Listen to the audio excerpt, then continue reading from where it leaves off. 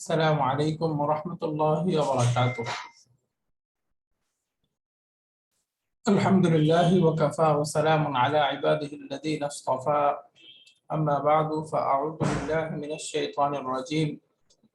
بسم الله الرحمن الرحيم. إن الصلاة تنهى عن الفحشاء والمنكر.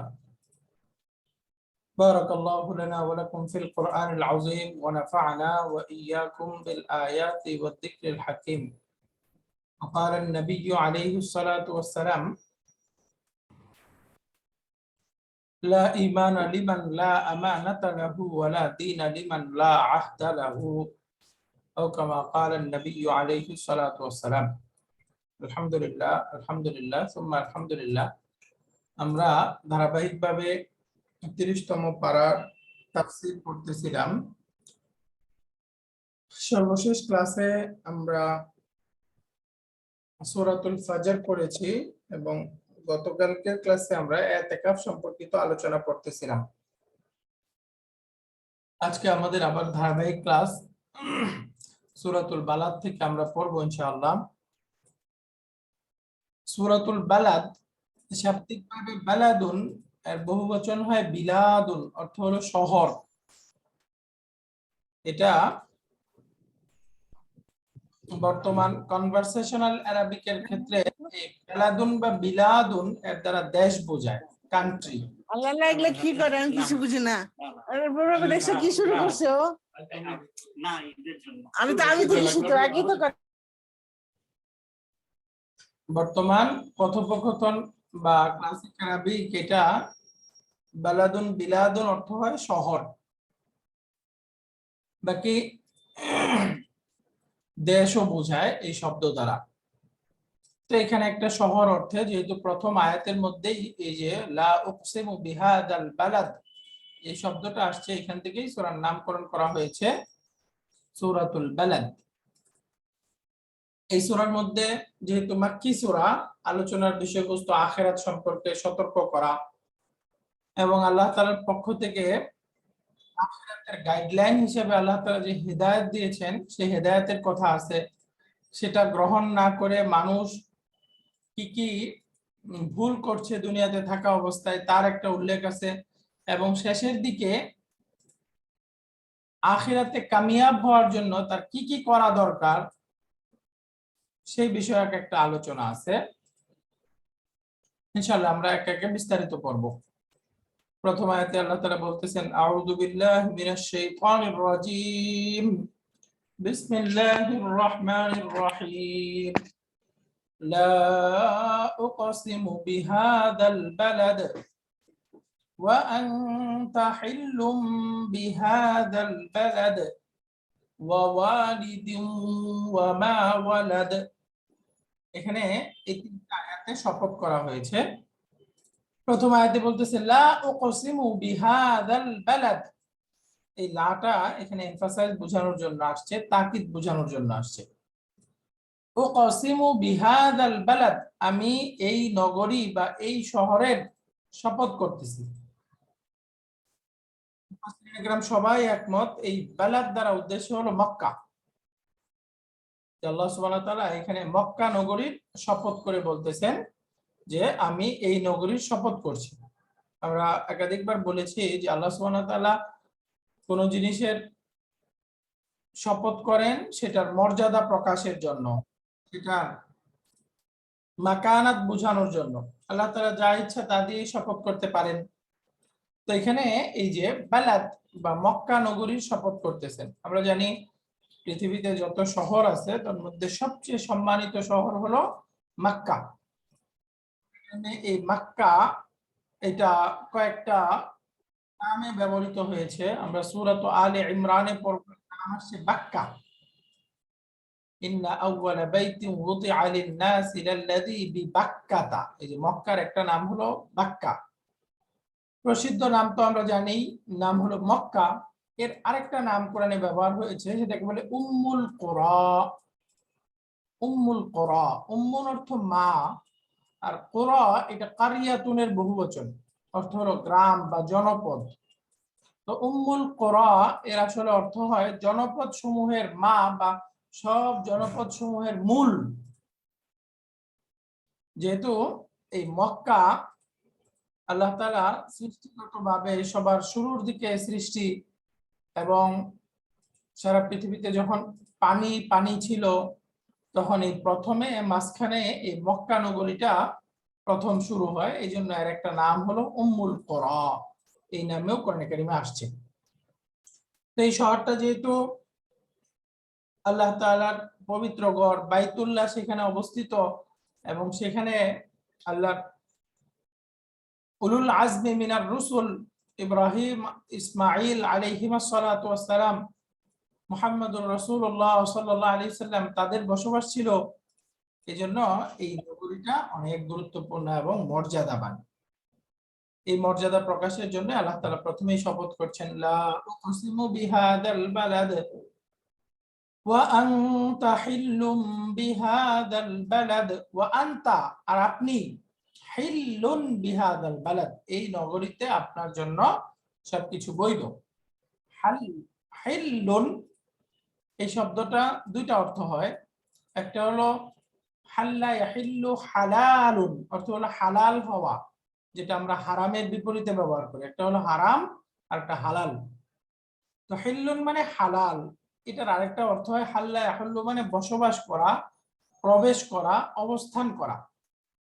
যে আমরা বলি না মহল্লা, যেখানে বসবাস করার স্থান, মাহাল্লাতুন, এই হাল্লা ইয়াহিল্লু হুলুলুন, তার অর্থ হয় বসবাস করা। তো উভয় অর্থ হিসেবেই মুফাসসিরিনে কেরাম এই আয়াতের অর্থ করেছেন। প্রথম অর্থ হালাল, হারামের বিপরীত, যেটা এভাবে যদি অর্থ করি তাহলে আয়াতের অর্থ দাঁড়াবে ওয়া আনতা হিল্লুন, হে মুহাম্মদ সাল্লাল্লাহু আলাইহি সাল্লাম আপনার জন্য হালাল বা আপনি হালাল বিহাদাল বালাদ, এই নগরীতে। অর্থাৎ ফাতে মক্কার সময়, মক্কা বিজয় যেদিন হয় কিছু সময়ের জন্য আল্লাহ তাআলা এই নগরীতে যুদ্ধ বিগ্রহ কতল কিতাল বিশেষভাবে নবীজি আলাইহিস সালামের জন্য হালাল করে দিয়েছিলেন। নবীজি আলাইহিস সালাম বলেন যে আল্লাহ তাআলা আমার জন্য এই নগরীকে কিছু সময়ের জন্য হালাল করছে, আমার পূর্বেও কোনো নবীর জন্য করে নাই এবং আমার পরেও অন্য কোনো নবীর জন্য এটা করবেন না, করা হবে না, বা এর আগেও করা হয়নি, কখনো করা হবেও না। তো আমরা জানি মক্কা নগরীর বিশেষ একটা মাহাত্ম্য আছে, এটা হারাম স্থান, ওইখানে কোনো প্রাণী হত্যা করা যায় না, এবং বিশেষ অনেকগুলো হুকুমের সাথে সম্পৃক্ত। তো আল্লাহ তাআলা নবীজি আলাইহিস সালামের জন্য বিশেষভাবে এই মক্কা নগরীকে ফাতহে মক্কার দিন, মক্কা বিজয়ের দিন কিছু সময়ের জন্য হালাল করেছিলেন, সেটাই বলতেছে ওয়া আনতা হিল্লুন, আর আপনার জন্য হালাল বিহাদাল, এই নগরীতে কাফেরদের জবাব দিয়ে তাদের সাথে যুদ্ধ বিগ্রহ করা। একইভাবে এটার আরেকটা অর্থ হয় হলো এই যে কাফের মুশরিকরা ইস্তাহাল্লু ইদা আকা, আপনাকে কষ্ট দেওয়াকে, আপনার প্রতি জুলুম অত্যাচার করাকে, আপনার দিন পালনে বাধা দেওয়াকে তারা হালাল মনে করে, কিন্তু আপনি তাদের জবাব দিবেন এটাকে তারা হারাম মনে করে। যেদিন নবীজি আলাইহিস সালাম এই মক্কা বিজয়ের দিন তাদের জবাব দিল, এরপরে সবাই সমালোচনা শুরু করলো, মুহাম্মদ হারামের সম্মান নষ্ট করেছে, এবং সেটা ছিল হারাম মাস, হারাম মাসের সম্মান নষ্ট করেছে, এভাবে বলা শুরু করেছে।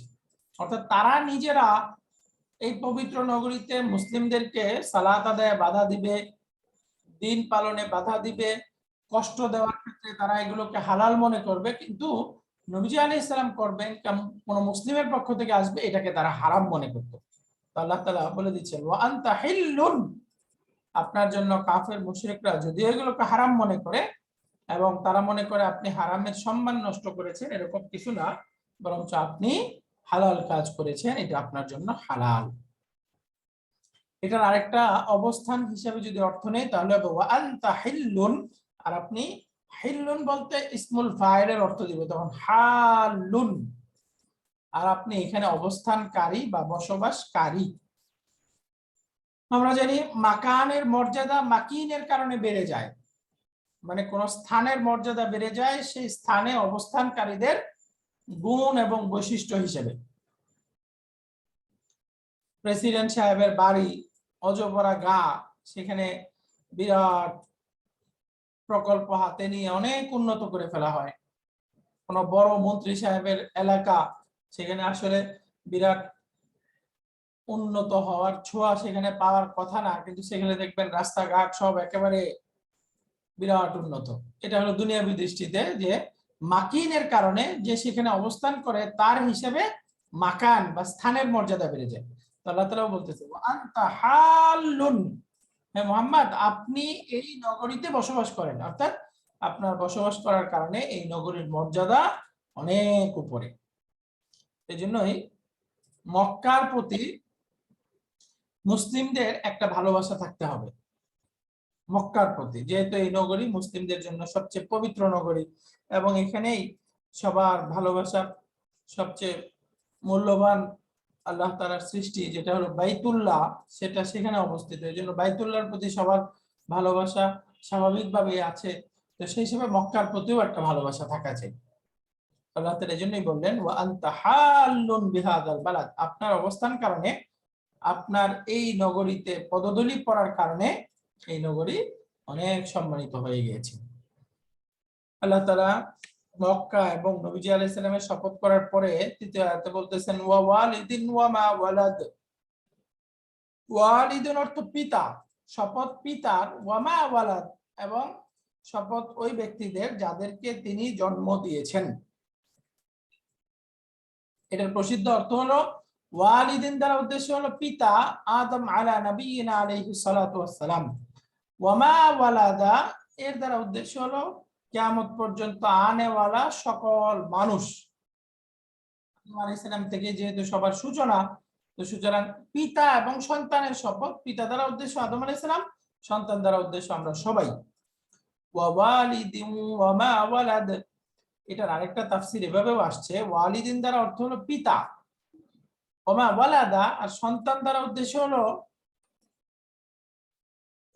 ওই সকল ব্যক্তিবর্গ যারা দুনিয়াতে আকের থাকে। আকের মানে আল্লাহ তাআলার পক্ষ থেকে কোনো সন্তান পায় নাই, আল্লাহ তাআলা তাদেরকে বিশেষ হিকমতে কোনো সন্তান দেন নাই, অর্থাৎ তারা পিতা হওয়ার যেই একটা বৈশিষ্ট্য, এই বৈশিষ্ট্য তারা অর্জন করে নাই, শুধু সন্তান হিসেবে থেকে গেছে। এটা হতে পারে প্রাপ্তবয়স্ক হয়ে বিবাহ হওয়ার আগেই সে আল্লাহ তাআলার হুকুমে মৃত্যুবরণ করেছে, শুধু সন্তান, অথবা প্রাপ্তবয়স্ক হয়েছে, বিবাহও হয়েছে, তথাপিও আল্লাহ তাআলা বিশেষ হিকমতে তাকে সন্তান দেন নাই। এই যে যারা পিতা হয়েছে, পিতা, এই পিতা হওয়াটাও একটা বিরাট সৌভাগ্যের ব্যাপার, বিরাট মর্যাদার ব্যাপার। এই জন্য আল্লাহ তাআলা পিতার শপথ করতেছেন ওয়া মা ওয়ালাদা, এবং যারা পিতা হতে পারে নাই এটাও কোনো দোষের না, এটা আল্লাহ তাআলার পক্ষ থেকে বিশেষ কারণে হয়, বিশেষ হিকমত সাপেক্ষে হয়। আল্লাহ তাআলা এটার যে দুনিয়াবি তার যে একটা আত্মপ্রশান্তির ঘাটতি, এটা ইনশাআল্লাহ আখিরাতে তার দারাজা বৃদ্ধি এবং অনেক দিক থেকে আল্লাহ তাআলা এটা বৃদ্ধি করে দেবেন। তো সেই হিসাবে আমরা অনেক সময় বন্ধা নারী যারা সন্তান হয় না তাদেরকে একটু খারাপ চোখে দেখি। অনেক সময় যাদের সন্তান হয় না আমাদের গ্রাম দেশে গালিও দেয়, আটখোরাকে কি বলে। তো এটা কখনোই উচিত না, কারণ আল্লাহ তাআলার পক্ষ থেকে এটা নির্ধারিত। এই যে সন্তান হওয়া না হওয়া, এই সন্তান ভালো হওয়া খারাপ হওয়া, এই সন্তানকে নিজের আয়ত্তে রাখতে পারা না রাখতে পারা, এদের দ্বারা দুনিয়াবি এবং আখিরাতের কল্যাণ লাভ করতে পারা না পারা, বা আদৌ সন্তানের জনক হওয়া না হওয়ার যোগ্যতা অর্জন করা, এই সব কিছু একান্তই আল্লাহ তাআলার হাতে। তো সুতরাং এটা প্রাপ্ত হলে এর দ্বারাও কোনো গর্ব অহংকার করার সুযোগ নাই, কারোর আল্লাহ তাআলার পক্ষ থেকে পায় নাই তাকেও তিরস্কার করার সুযোগ নাই, বরঞ্চ আল্লাহ তাআলার কাছে এই যে পিতা হতে পারলো সে আর যে পিতা হতে পারে নাই তার মর্যাদা সমান, শুধু পার্থক্য হবে তার তাকওয়া বিবেচনায়। পিতা, সে পিতা হওয়ার সৌভাগ্য লাভ করেছে কিন্তু তাকওয়া নাই, তার কোনো মর্যাদা নেই। সন্তান, আল্লাহ তাআলার পক্ষ থেকে তার প্রতি পরীক্ষা ছিল, তাকে পিতা হওয়ার এই বৈশিষ্ট্য দেওয়া হয় নাই, কিন্তু তার তাকওয়া নাই, কোনো লাভ নেই। মূল পার্থক্যটা হবে তাকওয়ার ভিত্তিতে। তো আমাদের মধ্যে যেই একটা ভুল বুঝাবুঝি আছে, যাদেরকে আল্লাহ সন্তান দেয় নাই তাদেরকে আমরা যে খারাপ চোখে দেখি, এটা কখনোই করা যাবে না, কারণ আল্লাহ তাআলার কাছে উভয়ই সমান। ওয়া ওয়ালিদিন ওয়া মা ওয়ালাদ, এছাড়া এখানে স্বাভাবিক আমরা পিতা সন্তানের অর্থটাও নিতে পারি, যেহেতু বাহ্যিক অর্থ হিসাবে আছে সন্তান এবং পিতা, মানে হলো এখানে আসলে সন্তান যদিও পিতা উল্লেখ আসছে, তো এখানে আমরা তাগরিবান পিতা মাতা দুইজনই নিতে পারি, অর্থাৎ পিতা মাতা এবং সন্তানের বিষয়টা আল্লাহ তাআলা মানুষকে সেদিকে চিন্তা করার জন্য এখানে শপথ করতেছেন যে পিতা মাতা এবং সন্তানের যে সম্পর্ক, পিতা মাতার সারা জীবনের কামাই, সারা জীবনের যে অধ্যাবসা সাধনা, এই সব কিছু সন্তানের ভালোবাসায় সে খরচ করে, সব কিছু সন্তানের জন্য করে, এবং একেবারে সন্তান জন্মদান থেকে শুরু করে তার আগের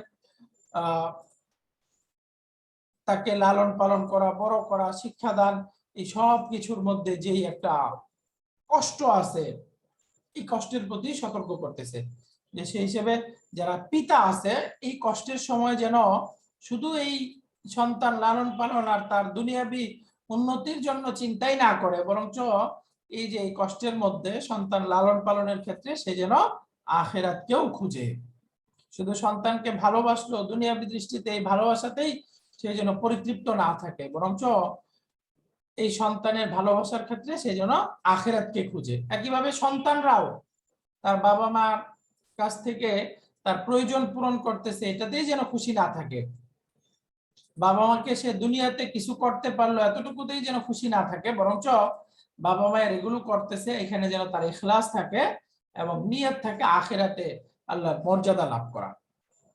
এই বিবেচনায় আল্লাহ তাআলা এখানে সন্তান এবং পিতামাতার কথা উল্লেখ করলেন।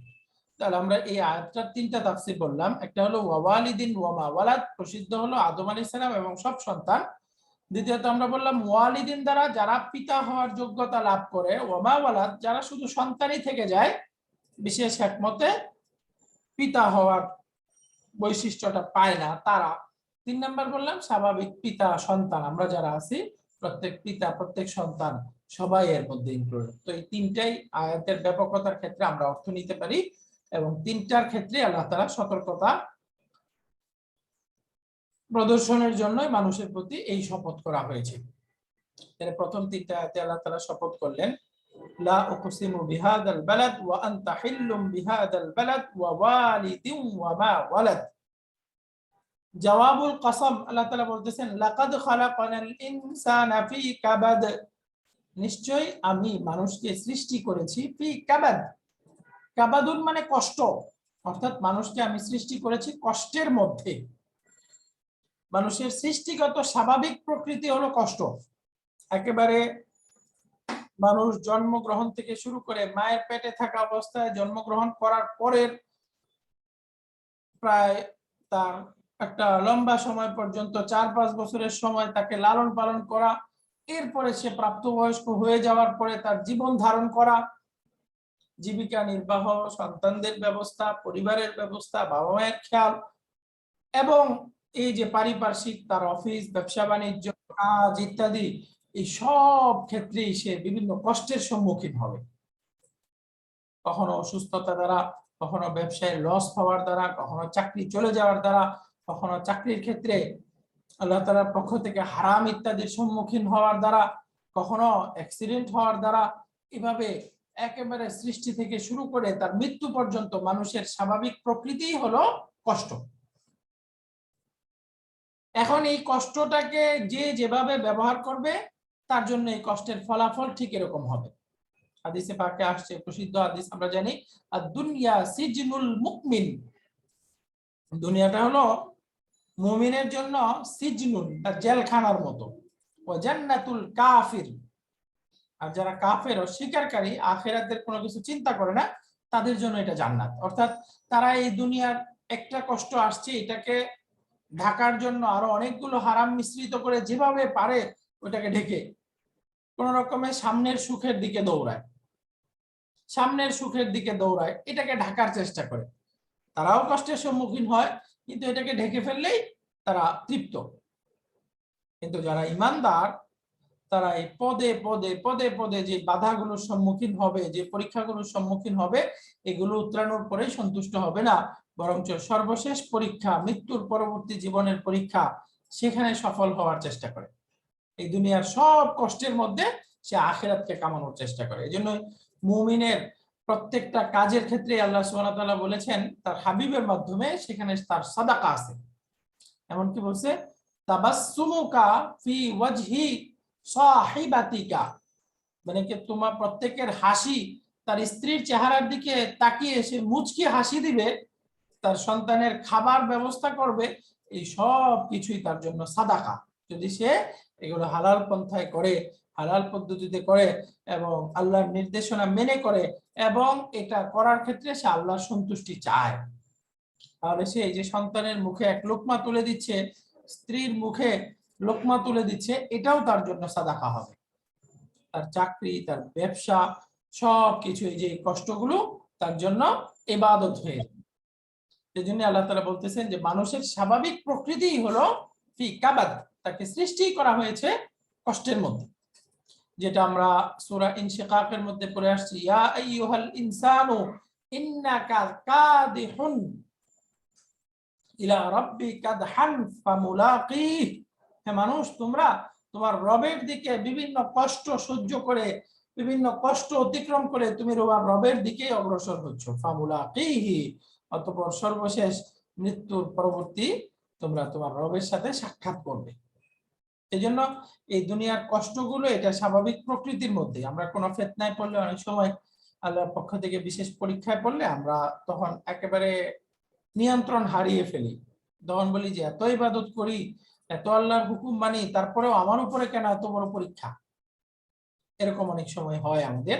এটা হলো ইমানের ঘাটতির কারণে, মানে ইয়াকিনের ঘাটতির কারণে। এটা মনে রাখতে হবে, হাদিসে পাকে আসছে ইন্না আসাদ্দান নাসি বালাআন আল আম্বিয়া, আল্লাহ তাআলা দুনিয়াতে সবচেয়ে বড় কঠিন পরীক্ষার সম্মুখীন করেন আল আম্বিয়া, নবীদেরকে। সুম্মাল আমসাল ফাল আমসাল, এরপরে দিনদারিতার দিক থেকে যারা বেশি অগ্রগামী, এভাবে ধারা অনুপাতে ক্রমানুসারে তারা বেশি পরীক্ষার সম্মুখীন হয়। সুতরাং আমি পরীক্ষার সম্মুখীন হয়েছি মানে এই না যে আল্লাহর অসন্তুষ্টি আমার সাথে, আমি পরীক্ষার সম্মুখীন হয়েছি তার মানে এরকম না আমাকে আল্লাহ রহমত থেকে দূরে সরিয়ে দিয়েছেন, বরঞ্চ এই পরীক্ষাটা হতে পারে আল্লাহ তাআলা আমাকে তার দিকে, তার নৈকট্যপ্রাপ্ত বান্দাবান্দি হওয়ার জন্য একটা টান, এই পরীক্ষাটা হতে পারে আমার কোনো বিপদ দূর করার জন্য, এই পরীক্ষাটা হতে পারে আখিরাতে আমার কোনো স্তর এবং দারাজা বৃদ্ধির জন্য। সুতরাং এই পরীক্ষায় পড়ে একেবারে নিজের নিয়ন্ত্রণ হারিয়ে ফেললে হবে না, বরঞ্চ পরীক্ষায় পড়লে বড় আল্লাহর আনুগত্য আরো বেড়ে যাবে, আল্লাহর আনুগত্য আরো বেড়ে যাবে। কোনো পরীক্ষায় পড়ছেন, এই পরীক্ষাটা আমার প্রতি শাস্তি নাকি এটা নিয়ামত, এটা বুঝার আলামতই হলো এই পরীক্ষার পরে আমার মনের অবস্থা কি, আমি কি আল্লাহকে ভুলে গেছি নাকি আল্লাহর আরো নৈকট্য প্রাপ্ত হয়ে আরো আল্লাহর কাছে চেয়ে এই বিপদ থেকে উদ্ধার পাওয়ার চিন্তা করতেছি এবং আল্লাহর এতাআত আরো বাড়িয়ে দিয়েছি, এটাই হবে আলামত। যদি বেড়ে যায়, ইবাদত বেড়ে যায়, আল্লাহর আনুগত্য বেড়ে যায়, তাহলে বুঝতে হবে এটা হলো আল্লাহ তাআলার পক্ষ থেকে আমার প্রতি বিশেষ নিয়ামত, আযাব না। আর যদি বিপরীতটা হয় তাহলে বুঝতে হবে এই কষ্টটা আমার জন্য শাস্তি। এই জন্য আল্লাহ বলছেন লাকাদ খালাকানাল ইনসানা ফি কাবাদ, আমি মানুষকে সৃষ্টি করেছি কষ্টের মধ্যে। এমনকি যার অনেক টাকা পয়সা আছে, অনেক পাওয়ার আছে, তারও এগুলো নিয়ন্ত্রণ করার জন্য বিভিন্ন কষ্টের সম্মুখীন হইতে হয়। এই যে অফিস চালানো, এতগুলো এমপ্লয়ারদেরকে চালানো, এদেরকে কন্ট্রোল করা, এই সব কিছুর মধ্যেও একটা কষ্ট আছে। তো স্বাভাবিকই হলো কষ্ট।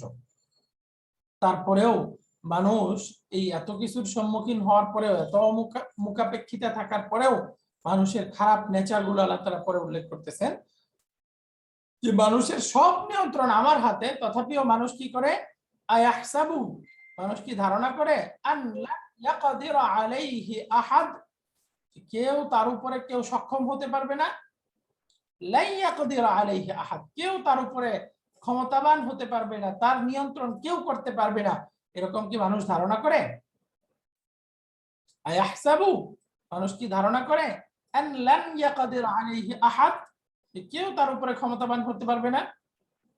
হাদিসে পাকে তাফসিরে ইবনে কাসিরে এই আয়াতের তাফসিরের মধ্যে একটা ঘটনা উল্লেখ করছেন যে এখানে এই যে আয়াহসাবু এর মধ্যে বিশেষভাবে এক ব্যক্তিকে বুঝাচ্ছে, শানে নুজুল বলে এটাকে, প্রেক্ষাপট, যার প্রেক্ষিতে আয়াতটা নাজিল হয়েছে। ব্যক্তির নাম হলো আবুল আসাদ। তিনি ওই সময় খুব শক্তিশালী ছিলেন এবং তার শক্তির ব্যাপারে কথিত আছে যে সে এমন শক্তিশালী ছিল, সে একটা আবির চামড়া বিছিয়ে এর উপরে দাঁড়াতো, দাঁড়ানোর পরে সামনে 10 জনকে একসাথে টান দেওয়ার কথা বলতো, সামনে 10 জন মিলে একসাথে টানতো, তারপরে ওই চামড়া তার পায়ের নিচ থেকে নিতে পারতো না, চামড়া ছিঁড়ে তারা নিয়ে নিত, কিন্তু তার পায়ের নিচের অংশটা সরাতে পারতো না, এত শক্তিশালী ছিল। আর তার শক্তির কারণে সে বিরাট অহংকার করত, কে আমার সাথে চ্যালেঞ্জ দিবে, কে এটা আমার সাথে এই কুস্তিতে নামবে, এভাবে সে চ্যালেঞ্জ দিত। তো তার প্রেক্ষিতে আয়াত নাজিল হয়েছে যে মানুষ কি ধারণা করে যে আল্লাহ ইয়াকদির আলাইহি আহাদ, কেউ তার উপরে ক্ষমতাবান হতে পারবে না, কেউ তাকে হারাতে পারবে না, এরকম কি ধারণা করে? ইয়াকুলু আহলাকতু মালান লুবাদা, মানুষ বলে আহলাকতু, আমি ধ্বংস করেছি, মালান লুবাদা, লুবাদান মানে কাসীরান, আমি অনেক মাল ধ্বংস করেছি, অর্থাৎ ও কি আমার সাথে কি করবে, ওর মতো ছেলেকে কেনার মতো আমি অনেক টাকা এমনিতেই নষ্ট করে দিচ্ছি, অর্থাৎ এরকম আমরা বলি। আল্লাহ তাআলা এটাই বলছে যে মানুষ বলে তার অহংকারের কারণে যে আমি কত মাল খরচ করেছি, কত মাল ধ্বংস করেছি, এটা তো আমার কাছে কিছুই না। এই যে আমার পক্ষ থেকে প্রাপ্ত শক্তি, আমার পক্ষ থেকে নিয়ামত স্বরূপ প্রাপ্ত ধন সম্পদ, এগুলোকে নিয়ে তারা এভাবে অহংকার করে। ইয়াকুলু আহলাকতু মালান লুবাদা। আল্লাহ তাআলা আরো বলছেন আয়াহসাবু আল্লাম ইয়ারাহু আহাদ, সে কি এরকম ধারণা করে যে কেউ তাকে দেখতেছে না? আল্লাম ইয়ারাহু আহাদ, তাফসীরের কিতাবগুলোতে আসছে, পূর্বের আয়াতে বলতেছে আমি অনেক মাল খরচ করেছি, এটা নবীজি আলাইহিস সালামের বিরুদ্ধে, ইসলামকে বাধা দেওয়ার জন্য যারা দ্বীনের বিরুদ্ধে খরচ করত তাদের কথা বলা হচ্ছে, যে তারা তাদের একেবারে সর্বস্ব দিয়ে ইসলামকে ঠেকানোর চেষ্টা করেছে, তাদের সম্পর্কে বলতেছে যে তারা কি ধারণা করে আয়াহসাবু আল্লাম ইয়ারাহু আহাদ, কেউ তাকে দেখতেছে না, এরকম ধারণা করে। অর্থাৎ এটা হলো ইস্তিফহামে তাওবিখি বলে, এই যে ইস্তিফহাম তাওবিখি মানে হলো তিরস্কারের জন্য, অর্থাৎ তাদের এই ধারণাটা একটা বোকার সাগরে বসবাস করার মতো, যে আল্লাহ তাআলা তাদেরকে শক্তি দিয়েছেন, সামর্থ্য দিয়েছেন, তাদের চোখের সামনেই দিন দিন একজন এই শক্তি হারিয়ে ফেলে মৃত্যুবরণ করতেছে, দেখে তাদের চোখের সামনেই ধন সম্পদ হারিয়ে নিঃস্ব হয়ে রাস্তায় বসে আছে, তারা দেখে, তাদের সামনে থাকার পরেও যেই লোকগুলো এরকম ধারণা করে কেউ তাদেরকে দেখতেছে না, কেউ তাদের উপরে সক্ষম হতে পারবে না, তার অনেক টাকা পয়সা আছে, অনেক পাওয়ার আছে, কখনোই শেষ হবে না, এরকম যারা ধারণা করে এরা তো বোকা। এদের প্রতি তিরস্কারের জন্য আল্লাহ তাআলা এখানে ইস্তেফহাম বা প্রশ্ন ব্যবহার করেছেন, আয়াহসাবু আল্লাম ইয়ারাহু আহাদ, যারা এরকম ধারণা করে কতই না ভর্ৎসনা এবং কতই না তিরস্কারের ব্যাপার, কতই না বোকা এরা। আল্লাহ তাআলা বলে দিচ্ছেন যে কিভাবে এই ধারণা করতে পারে, তারা যেসব নিয়ামতগুলোর দ্বারা বড়াই করে, যেসব নিয়ামতগুলো নিয়ে বড়াই করে, এগুলো কে দিয়েছে? আলাম নাজআল লাহু আইনাইন, আমি কি তাকে দিই নাই? আইনাইনি, দুটি চোখ, এই দুই চোখ দ্বারাই সবকিছু দেখে, এটার মাধ্যমেই তারা অনেক ধন সম্পদ কামায়, এগুলো দিয়েই তো তারা সবকিছু করে, তো এই চোখগুলোকে আমি দিই নাই?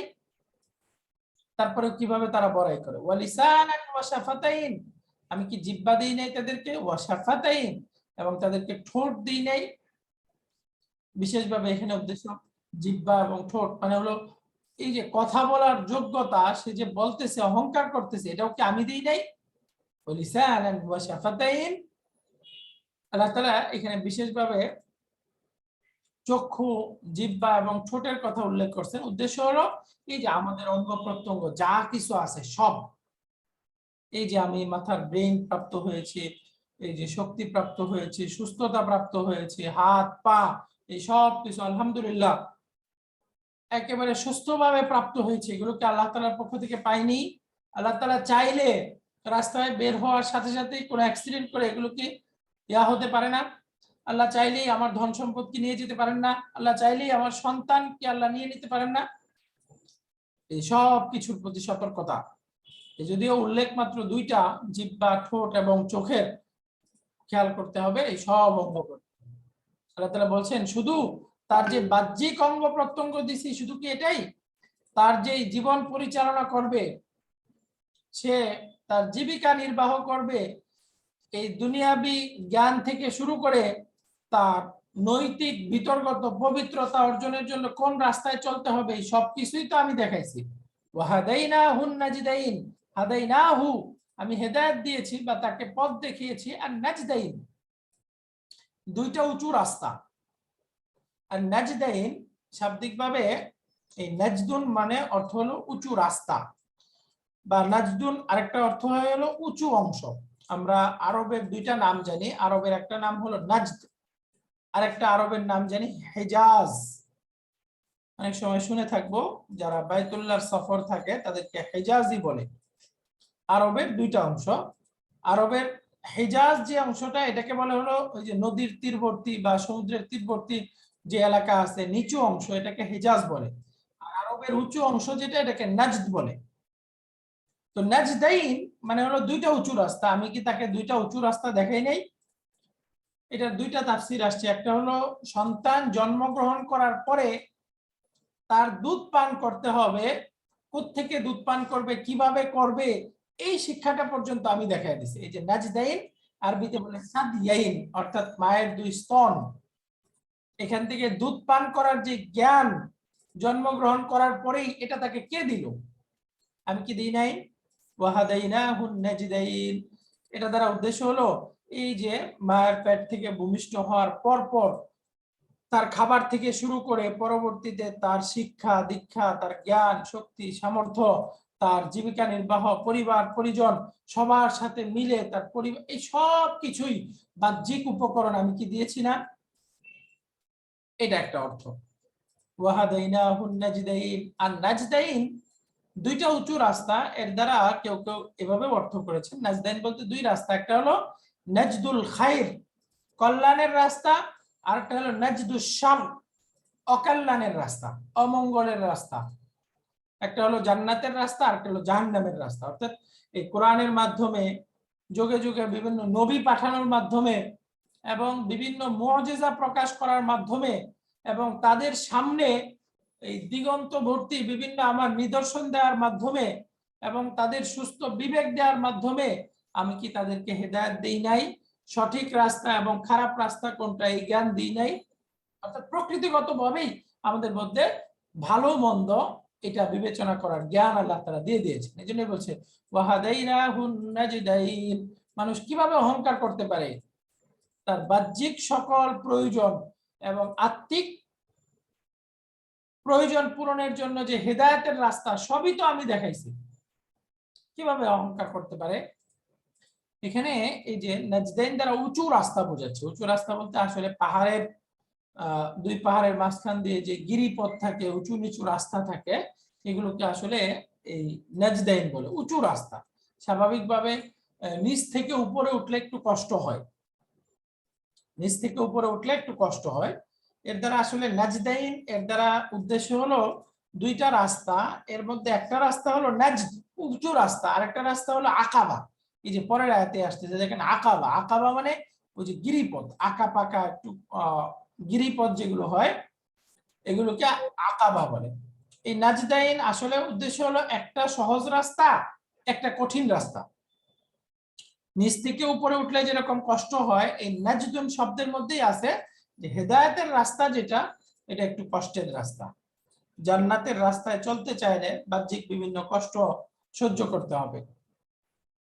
বাহ্যিকভাবে মনে হবে যে হায় এত কষ্টের টাকা যাকাত দিয়ে দিব, বাহ্যিকভাবে মনে হবে হায় এখন একটু আরাম করি, এখন সালাত পড়বো না, বাহ্যিকভাবে মনে হবে এখন একটু ঘুমানোর সময়, এই ফজরের সময় উঠতে পারবো না, এরকম মনে হবে। বাহ্যিক একটা কষ্ট স্বীকার করতে হবে, যেহেতু এটা উঁচু রাস্তা, এখানে উঠতে একটু কষ্ট হবে। আর যেটা জাহান্নামের রাস্তা সেটা নিচু, নিচের দিকে। যদিও এখানে শব্দ দেখতেছেন নাজদাইন, এটারই দ্বিবচন, তার মানে দুইটাই উঁচু রাস্তা। আসলে এটা তাগলিবান ব্যবহার হয়েছে, বালাগাতের নিয়ম অনুযায়ী বলে তাগলিব। তাগলিব মানে একটাকে আরেকটার উপরে প্রাধান্য দেওয়া।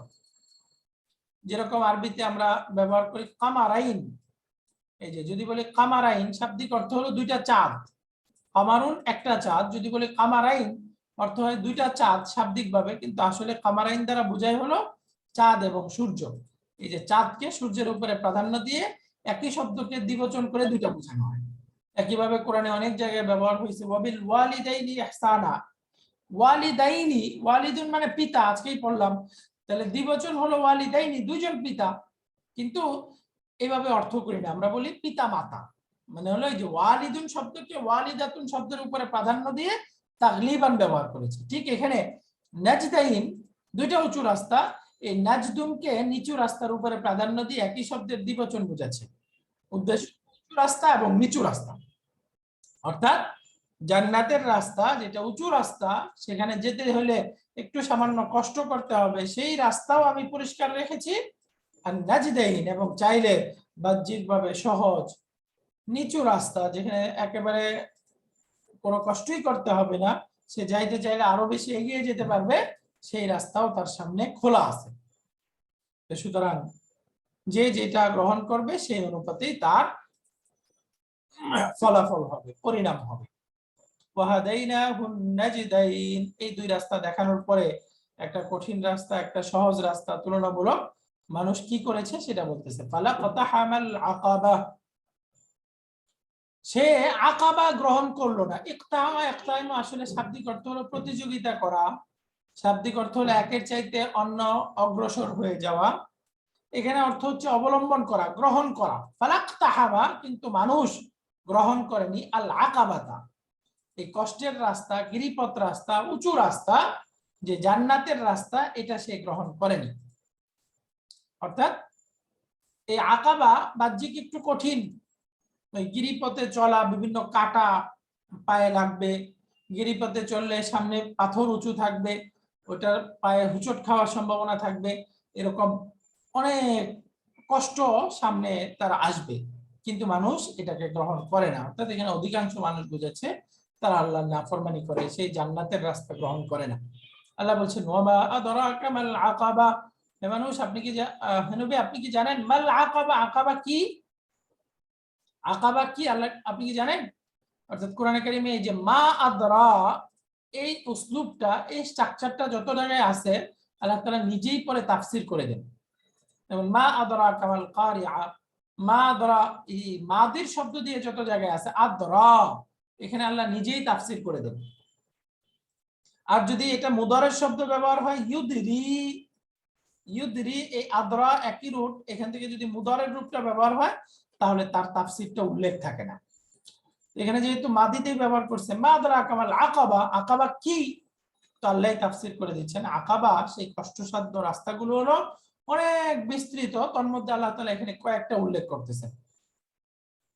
এক নম্বর হলো ফাক্কু রাকাবা, দাস মুক্তকরণ, নিজে অনেক কষ্ট করে টাকা উপার্জন করার পরে সেই টাকা দ্বারা যাদেরকে বিভিন্নভাবে দাস বানিয়ে রেখেছে, কৃতদাস বানিয়ে রেখেছে, কষ্ট দিচ্ছে, তাদেরকে মুক্ত করা। এই আমলটা ছিল হযরত আবু বকর সিদ্দিক রাদিয়াল্লাহু তাআলা আনহু, বিশেষভাবে তার কাছে কিছু টাকা জমা হওয়ার পরেই সেটা নিয়ে বিলাল রাদিয়াল্লাহু তাআলা আনহু এইভাবে অনেক ওই সময় আব্দ যারা ছিল তাদেরকে কিনে কিনে আজাদ করে দিয়েছিল। ফাক্কু রাকাবা, দাস মুক্তকরণ। এখন আমাদের জন্য একটা উদ্দেশ্য হবে, কেউ বড় ঋণদার আছে তার ঋণ থেকে মুক্ত করা, বিশেষ পেরেশানিতে আছে পেরেশানি মুক্ত করা, এগুলো একটা আকাবা গ্রহণ করার আমল, ফাক্কু রাকাবা। এই আয়াতটা এভাবেও পড়া যায়, এই অন্য কিরাতে আছে, আমরা তো পড়ি ফাক্কু রাকাবা, এটা মাসদার হিসেবে, এটা মাদির ক্রিয়া দ্বারাও পড়া যায় ফাক্কা রাকাবা, ফাক্কা, অর্থাৎ এটা মাদির ক্রিয়া হিসেবেও ব্যবহার করা যায়। ফাক্কা মানে আকাবা হলো ওই ব্যক্তির কাজ যে কোনো গোলামকে আজাদ করে দিল, গোলামকে মুক্ত করলো, ফাক্কা রাকাবাতান হবে তখন। এই কিরাত আছে, এভাবেও পড়া হয় কোরআনে কারীমে। এরপরে আয়াত আল্লাহ তাআলা আরো বলতেছে আও ইতআমুন ফি ইয়াউমিন যী মাসগাবা, আও ইতআমুন, অথবা খাবার খাওয়ানো। অর্থাৎ এই রাকাবা বা আকাবা এই রাস্তা গ্রহণ করার দ্বিতীয় আরেকটা মাধ্যম বলতেছে, দ্বিতীয় মাধ্যম হলো খাবার খাওয়ানো, ফি ইয়াউমিন যী মাসগাবা, কষ্টের দিনে, দুর্ভিক্ষের দিনে মানুষকে খাবার খাওয়ানো। যখন মানুষের খাবারের অভাব, তখন মানুষের জন্য খাবারের ব্যবস্থা করা, এটাও হলো আকাবা গ্রহণ করার একটা রাস্তা। এখানে ইতআমুন এভাবেও পড়া যায়, আতআমা মাদি ক্রিয়া দিয়েও পড়া যায়। এই জন্য দেখেন এই যে কোরআনের বিশেষ রাসমুল খাত আছে, আমরা জানি এটা, আমরা যারা গ্রামার জানি, ইতআমুন শব্দটা হলো 4 নাম্বার ফর্মের মাজদার।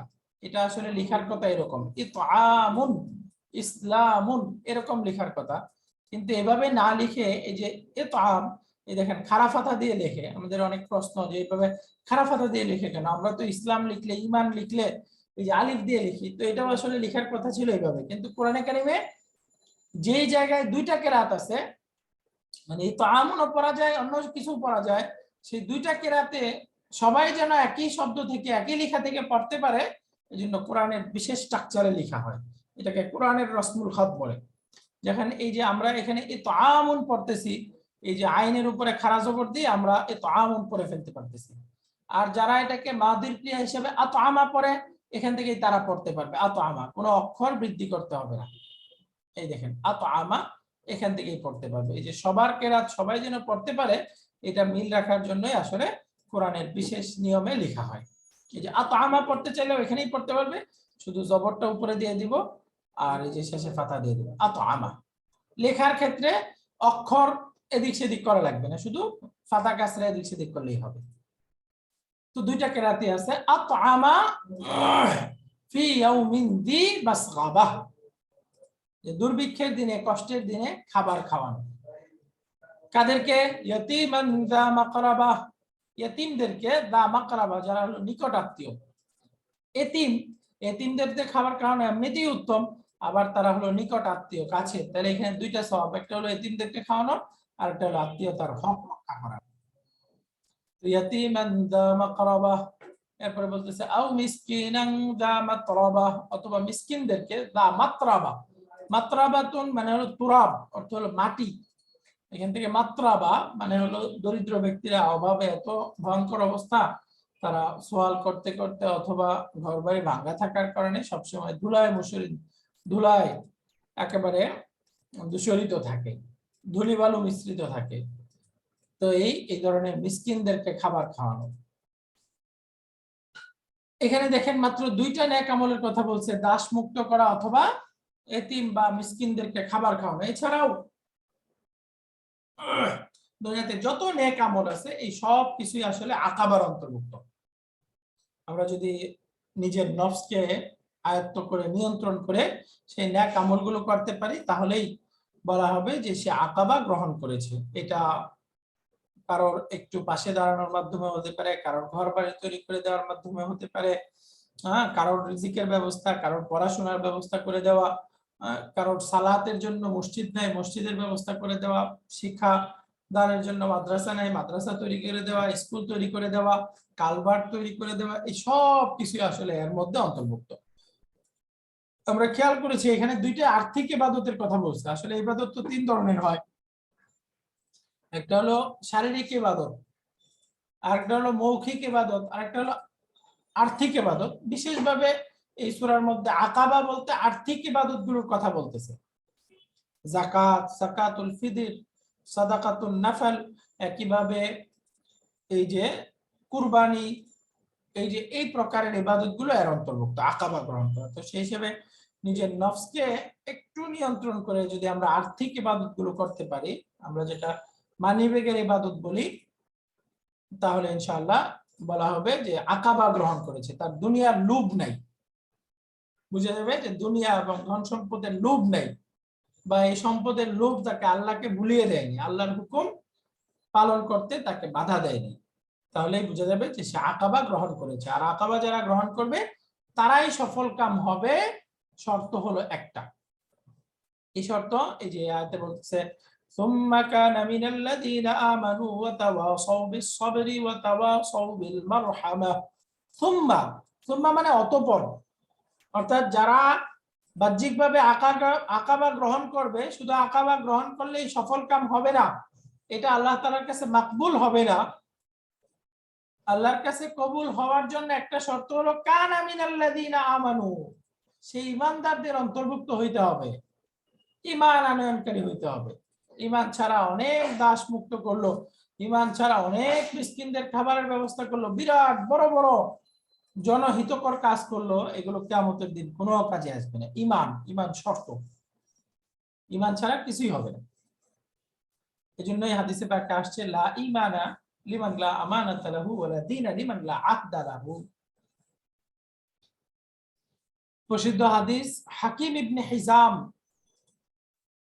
রাদিয়াল্লাহু তাআলা আনহু জাহেলি যুগে অনেক নেক আমল করতেন। তিনি অনেক এতিমদের খাবার খাওয়ানো, এতিমদের জন্য ব্যবস্থা করা, বিরাট কাজ করছেন। সহিহ মুসলিমে আসছে, মুসনাদে আহমদে আসছে এবং ইবনে হিব্বানেও আসছে, অনেক কিতাবে হাদিসটা আসছে। এই যে আন্নাহু ক্বালা লি হাকিম ইবনে হিজাম আসলামতা আলা মা আসলাফতা মিন খাইর লাম্মা ক্বালা লিন নবী সাল্লাল্লাহু আলাইহি ওয়াসাল্লাম আই রাসূলুল্লাহ আরাআইতা উমুরান কুনতু আতাহান্নাসু বিহা ফিল জাহিলিয়া মিন সাদাকাতিন আও আতাকাতিন আও সিলাতি রাহিমিন ফিহা আজরুন।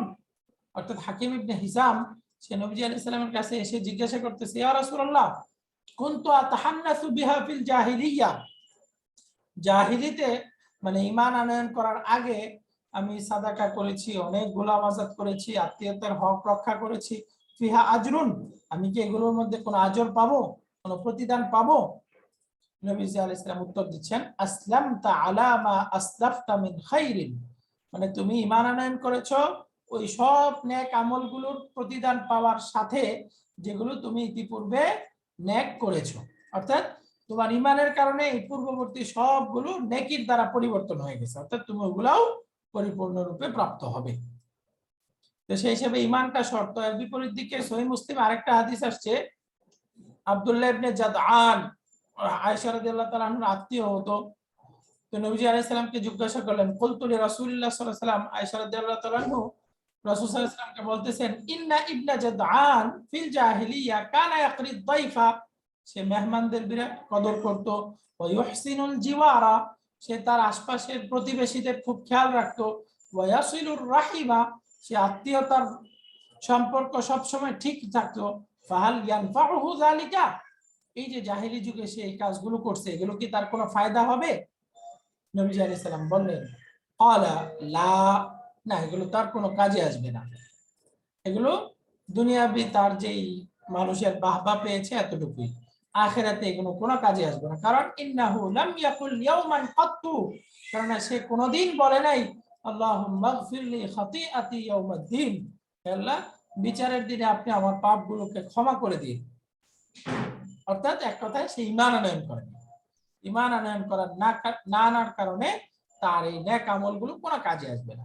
এই জন্য আল্লাহ তাআলা এই আকাবার উল্লেখের পরেই বলে দিচ্ছেন, সুম্মা কানা মিনাল্লাযীনা আমানু, শর্ত হলো ঈমান আনয়নকারীদের দলভুক্ত হতে হবে, ওয়াতাওয়াসাউ বিস-সাবরি, এবং সবর এবং ধৈর্যের উপদেশ মানুষদেরকে দিতে হবে, ওয়াতাওয়াসাউ বিল মারহামা, এবং মানুষদেরকে রহম এবং দয়া প্রদর্শন করার উপদেশ দিতে হবে।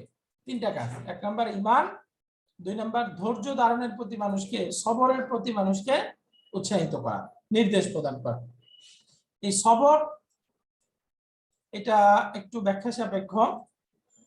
সবর মানে আমরা তো মনে করি ওই যে বিরাট ব্যথা পাচ্ছি, এখন নিজেকে নিয়ন্ত্রণ করা, এটাকে মনে করি সবর। যে বিরাট ব্যথা পাচ্ছি, কান্না না করে নিজেকে সহ্য করতেছি, বিরাট বিপদে পড়ছি, হাই হুতাশ না করে ধৈর্য ধারণ করতেছি, এটাকে আমরা সবর বলি। হ্যাঁ, এটা সবরের একটা ন্যূনতম প্রকার। আসলে সবর হয় তিন ধরনের। এক নম্বর as-sabru ala at-ta'ah, আনুগত্যের উপরে সবর করা। অর্থাৎ আমি ভালো অবস্থায় থাকি, খারাপ অবস্থায় থাকি, সর্ব অবস্থায় নিজের সবকিছু আল্লাহর আনুগত্যের সাথে সম্পর্ক করে দেওয়া। কোন অবস্থাতে আল্লাহর আনুগত্য থেকে পিছনে হটে না। তার কোনো বিপদ চলে আসছে, এই সময় সে আল্লাহকে ভুলে যায় না, বরং ওই সময় তার ইতাআত, আনুগত্য আরো বেড়ে যায়। আরেকটা হলো as-sabru আনিল মাসিয়া, গুনাহ থেকে বিরত থাকার সবর। অর্থাৎ নিজের নফসকে সবর করানো, নিজের নফসকে গুনাহের কাজের দিকে অগ্রসর হতে না দেওয়া, এটাকে বলে as-sabru আনিল মাসিয়া, গুনাহ থেকে বাঁচার সবর। 3 নাম্বার হলো আসবরু আলাল মুসিবা, মানে যে কোনো মুসিবতে পড়লে, বিপদে পড়লে আমরা যে সবর করি এটাকে বলে আসবরু আলাল মুসিবা। এর মধ্যে অন্যতম হলো এই যে আসবরু আলা তাআ, সব সময় আল্লাহর আনুগত্যের উপরে নিজেকে বহাল রাখা। এই সবরটা খুব গুরুত্বপূর্ণ। এই সবরের শিক্ষাটাই হলো ওয়াতাওয়াসাউ বিল হাক্কি, যেটা হকের দাওয়াত দেওয়া, সব সময় হক।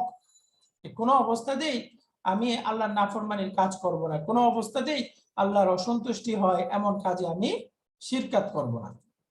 এটা হলো আসবরু আলা তাআ, আসবরু আনিল মাসিয়া। এই দুইটা খুব গুরুত্বপূর্ণ। এই জন্য আল্লাহ তাআলা এখানে শর্ত করতেছেন যে ঈমান থাকবে এবং সবরের, নিজেরা তো সবর করবে এবং অন্যদেরকেও সবরের শিক্ষা দিবে। একইভাবে নিজেরা তো রহম করবেই এবং অন্যদেরকেও রহমের দাওয়াত দিবে। এই জন্য হাদিসে আসছে লা ইয়ারহামুল্লাহু মান লা ইয়ারহামুন নাস, যে মানুষের প্রতি রহম করে না আল্লাহ তার প্রতি রহম করেন না। ইরহামু মান ফিল আরদি, তোমরা জমিনে যারা আছে তাদের উপরে রহম করো। ইয়ারহামকুম মান ফিস সামা, আকাশওয়ালারা তোমাদের উপরে রহম করবে। ওয়াতাওয়াসাউ বিল মারহামা, যারা এটা করবে তাদের সম্পর্কে আল্লাহ তাআলা বলতেছে উলাইকা আসহাবুল মাইমানা, তারা হলো ডানপন্থী, ডান দলের অন্তর্ভুক্ত, অর্থাৎ তারাই সৌভাগ্যবান, তারাই জান্নাতি। এই যে মাইমানাতুন, এই শব্দটা আসে ইউমনুন থেকে, রুট লেটার হলো ইয়া মিম নুন। এই রুট লেটারের দুইটা অর্থ, একটা হলো ডান হাত হওয়া আর একটা হলো ভাগ্যবান হওয়া, সৌভাগ্যবান। এই জন্য ইয়ামিনুন একটা অর্থ হলো ডান হাত আর একটা অর্থ হলো সৌভাগ্যবান। আর ডান হাত এটা হলো সৌভাগ্যের একটা প্রতীক, ভাগ্যবান হওয়ার প্রতীক, ডান দিক থেকে প্রাপ্ত হওয়া। এই জন্য আল্লাহ বলতেছেন উলাইকা আসহাবুল মাইমানা, এরা হবে ডানপন্থী দল সেদিন বিচারের দিনে, ডান হাতে আমলনামা প্রাপ্তদের দল, এবং এরাই হবে সেদিন সফলকাম এবং সৌভাগ্যবানদের দল। এর বিপরীতে ওয়াল্লাযীনা কাফারু বিআয়াতিনা, আর যারা আমার আয়াতকে অস্বীকার করে, আমার নিদর্শন এবং আমার আযাব এবং আমার দয়াকে ভুলে গিয়ে যারা দুনিয়ার জীবনকে প্রাধান্য দিয়ে আকাবা গ্রহণ করা থেকে নিজেদেরকে বিরত রাখে, হুম আসহাবুল মাশআমা, এরা হলো বামপন্থী দল, এরা হলো বাম হাতে আমলনামা প্রাপ্তদের দল, জাহান্নামীদের দল। আল্লাহ তাআলা এদের সম্পর্কে বলতেছে আলাইহিম, এদের উপরে সেদিন থাকবে নারুন মুসাদাতুন, বিরাট পরিবেষ্টনকারী আগুন, যে আগুন তাদেরকে একেবারে আচ্ছন্ন করে নেবে, ঢেকে নিবে। মুসাদাতুন মানে আবদ্ধ করা। আমরা এটা সূরা হুমাযার মধ্যে পড়ব, আল্লাতী তাত্তালিউ আলাল আফইদাহ, ওইখানে আছে ইন্নাহা আলাইহিম মুসাদা। এই যে মুসাদাতুন মানে কোনো কিছুকে বেঁধে দেওয়া। এটার অনেকগুলো তাফসীর আসছে। কেউ কেউ বলছে জাহান্নামীদেরকে ওই জাহান্নামের মধ্যে বিরাট এক স্তম্ভ থাকবে, এর সাথে বেঁধে রাখা হবে, যেন আগুন থেকে বেঁচে সে কোথাও যেতে না পারে। কোথাও আছে সেখানে দিয়ে তাদেরকে আবদ্ধ করে দেওয়া হবে, ঢাকনা ঢেকে দেওয়া হবে, সেখান থেকে আর বের হওয়ার সুযোগ থাকবে না। এই জন্য এটাকে বলতেছে আবদ্ধ আগুন, পরিবেষ্টনকারী আগুন। আলাইহিম নারুম মুসাদাহ। আল্লাহ আমাদেরকে সৌভাগ্যবান দলের অন্তর্ভুক্ত হওয়ার তৌফিক দান করেন এবং যারা বিপরীত দলের তাদের থেকে আল্লাহ হেফাজত করেন, আমিন। আলহামদুলিল্লাহ, আমরা সূরাতু বালাদটা শেষ করলাম। এরপরের সূরা হলো সূরাতুশ শামস। আমরা অল্প সময় একটু ছোট সূরা, 15 আয়াত মাত্র আমরা পড়তে পারবো ইনশাআল্লাহ, পড়ে ফেলি। এই সূরার মধ্যে আল্লাহ তাআলা শুরুতেই 7টা শপথ করেছেন। আল্লাহর বিভিন্ন সৃষ্টি নিয়ে 7টা শপথ করার পরে মাঝখানে কারা সফলকাম এবং কারা দুর্ভাগা তাদের কথা আলোচনা করেছেন। শেষের দিকে দুর্ভাগা দলের মধ্যে অন্যতম হলো সামুদ সম্প্রদায়ের লোকেরা, যারা আল্লাহর বিশেষ আযাবের সম্মুখীন হয়েছিল, তাদের কথা আলোচনা করেছেন। যারা সামুদ সম্প্রদায় ছিল, সালেহ আলাইহিস সালামের জাতি, তারা নবীজিকে অস্বীকার করেছে এবং আল্লাহর দেওয়া মুজিজা উটনীকে হত্যা করেছিল। এর ফলে যে তারা ধ্বংস হয়েছিল, শেষের দিকে এই আলোচনা আসছে। তো শুরুর দিকে প্রথমেই 7টা শপথের কথা আসছে। শামসুন মানে সূর্য, যেহেতু প্রথম আয়াতেই আছে ওয়াশ-শামসি, এখান থেকেই সূরার নাম সূরাতুশ শামস। আল্লাহ তাআলা বলতেছেন বিসমিল্লাহির রহমানির রহিম ওয়াশ-শামসি ওয়া দুহাহা, ওয়াশ-শামসি শপথ সূর্যের, ওয়া দুহাহা এবং শপথ হলো এর আলো, সূর্যের আলো। আল্লাহ শপথ করেন জিনিসগুলোর মর্যাদা প্রকাশের জন্য। আমরা জানি সূর্য না থাকলে আমাদের বসবাসই অসম্ভব ছিল। এই সূর্যের আলো দিয়ে আমরা আমাদের পানির ব্যবস্থা হয়, সূর্যের আলো দ্বারাই আমাদের অক্সিজেন, বিভিন্ন গাছের বৃদ্ধি এবং বিভিন্ন উদ্ভিদ, ফসল, এই সব কিছু এই সূর্যের আলো থেকে আমরা পাই। এমনকি এই সূর্যের আলো থেকে আমরা দিন পাই, এই দিনের দ্বারা আমরা আমাদের জীবিকা নির্বাহের জন্য সময় দিতে পারি। তো এই সূর্যের গুরুত্ব বোঝানোর জন্য আল্লাহ তাআলা শপথ করতেছেন ওয়াশ-শামসি ওয়া দুহাহা ওয়াল কমারি, এবং চাঁদের শপথ ইদা তালাহা, যখন এই চাঁদ সূর্যকে অনুসরণ করে। তালা ইয়াতলু, এটার অর্থ হলো, আমরা এই শব্দটা প্রসিদ্ধ, আমরা জানি তিলাওয়াত বলি, তিলাওয়াত, কোরআনে কারিমের তিলাওয়াত। এই তিলাওয়াত তালা ইয়াতলু তিলবুন, রুট লেটার হলো এই যে তিলবুন, অর্থ হলো পদাঙ্ক অনুসরণ করা। অর্থাৎ ওই যে মক্কার কাফেররা এবং আরবরা বিশেষভাবে এই যে পায়ের নিশানা দেখে এরা চলতে পারে। এদিক থেকে ঘোড়া গেছে, ঘোড়াটা আসলে কোন জায়গায় গিয়ে কোন দিক চলে গেছে, এরা ঘোড়ার পায়ের নিশানা খেয়াল করলেই বলতে পারে। এবং আল্লাহ তাআলা এদের এই যোগ্যতা এত বেশি দিছে যে এই যে পায়ের নিশানা দেখে বলতে পারে যে ঘোড়াটা আছে, যে ঘোড়া দিয়ে গেছে, এই ঘোড়াটা আসলে গর্ভবতী ঘোড়া নাকি স্বাভাবিক ঘোড়া, এই ঘোড়াটা মাদি ঘোড়া নাকি এই ঘোড়াটা নর ঘোড়া, এই ঘোড়াটা খুব তেজস্বী নাকি দুর্বল, এটা সব এরা এটা খেয়াল করে বলতে পারে। এই যে তালা ইয়াতলু, এখান থেকেই শব্দ হলো অনুসরণ করা, এই যে পায়ের দাগ অনুসরণ করে করে চলা। এই জন্য কোরআনে কারীমের ক্ষেত্রে দেখবেন ইয়াতলু আলাইহিম আয়াতিহি, যে নবীদের দায়িত্ব বর্ণনা করছে, তারা নবীরা হলো মানুষের কাছে এই কোরআনকে, আল্লাহর দেওয়া বাণীকে পাঠ করে শোনায়, অর্থাৎ অনুসরণ করে শোনায়। এই জন্য কোরআন দেখবেন আসমানি গ্রন্থ যেগুলো আল্লাহ তাআলার পক্ষ থেকে আসছে, এগুলোর ক্ষেত্রেই তালা শব্দটা ব্যবহার হয়। আর বাকি অন্য যে কোনো বই পড়ার ক্ষেত্রে আমরা ব্যবহার করি কারা। এই যে কারা আরবি শব্দ, কারা মানে সে পাঠ করেছে, অথবা আমরা বলি দারাসা, দারাসা মানে সে পড়েছে। এই যে কারা এবং দারাসা, এই দুই শব্দের অর্থ হলো পড়ে অর্থ বোঝা। যেমন আমরা একটা ইংরেজি গল্পের বই পড়লাম, পড়লাম অর্থ বুঝলাম, উপন্যাস পড়লাম, পড়লাম অর্থ বুঝলাম, এটা হলো কারা এবং দারাসার অর্থ। কিন্তু তালার অর্থ শুধুমাত্র পড়লাম এবং বুঝলাম এতটুকুই না। এই যে যেখানে আছে তুলিয়াত আলাইহিম আয়াতু, তাদের কাছে কোরআনকে তিলাওয়াত করা হয়, যেখানে আছে নবীরা তাদের কাছে পাঠ করে শোনাইছে বা কোরআন তিলাওয়াত করি, আমি তিলাওয়াত করতে পারি, এটা বলার উদ্দেশ্য হলো আমি তিলাওয়াত করতে পারি, আমি পড়তে পারি। আমি তিলাওয়াত করতে পারি মানে আমি এটার অর্থ বুঝতে পারি। 3 নাম্বার তিলাওয়াত করেছি, আমি তিলাওয়াত করেছি, এটা তখন বলতে পারবো যখন আমি এটা অনুসরণ করব, অর্থাৎ এই আয়াতের নির্দেশনাটা পুঙ্খানুপুঙ্খানু নিজের মধ্যে বাস্তবায়ন করব, তখন আসলে তিলাওয়াত বলা যায়। এই তিলাওয়াত থেকে এই শব্দটা আসছে তালাহা ওয়াল কমারি, এবং শপথ চাঁদের, ইদা তালাহা, যখন এই চাঁদ সূর্যকে অনুসরণ করে, অর্থাৎ তার নির্দিষ্ট কক্ষপথ অনুসরণ করে। এই তালাহা এটা সূর্যের দিকেও ফিরানো যায়, অথবা মুস্তাকার এই চাঁদের কক্ষপথ সেদিকেও ফিরানো যায়।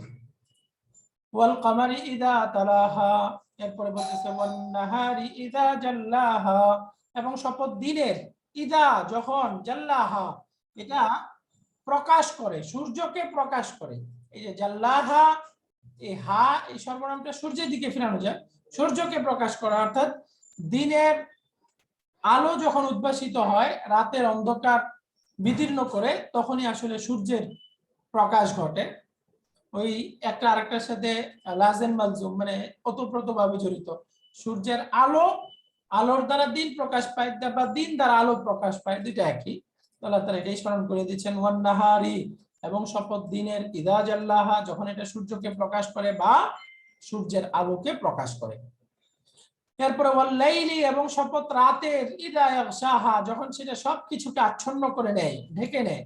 আমরা সূরা নাবাতে পড়ে আসছি, এই রাত আল্লাহ তাআলা দিবেন সুবাতান, আমাদের প্রশান্তির জন্য, সারা দিনের ক্লান্তি ঢেকে এই রাত একটু ঘুমিয়ে বিশ্রাম করে আমরা শারীরিক প্রশান্তি লাভ করার জন্য।